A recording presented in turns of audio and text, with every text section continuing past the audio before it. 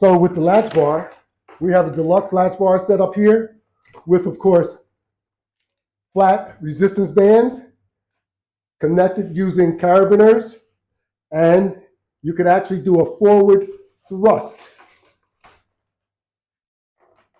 like that and hold it there.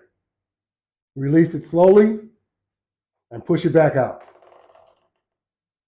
Release it slowly and push it back out.